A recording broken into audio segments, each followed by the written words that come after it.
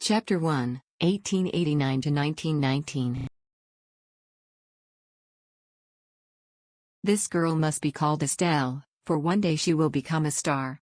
These words were uttered by my grandmother as she gazed down at her daughter's child who had entered this world barely 2 hours before. In later years my mother told me of this incident for which there was no apparent reason.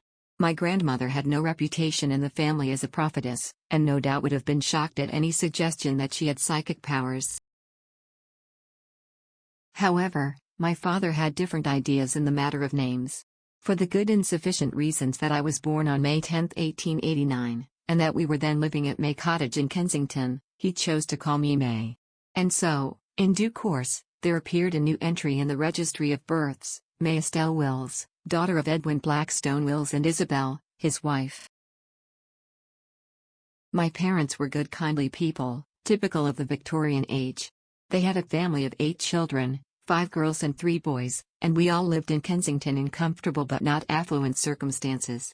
In company with my brothers and sisters, I grew up a very ordinary, unremarkable child with the sole exception that from the moment of my earliest recollections I heard voices which the other members of the family could not. Though I knew nothing of spiritualism, I soon came to recognize them as the voices of the spirit people, and knowing myself to be part of them as they were part of me, I never had the slightest fear of them. My father, however, had no understanding of such things and, although he was always a just man, he nevertheless frequently felt it his duty to correct my allegedly riotous imagination by means of his leather belt.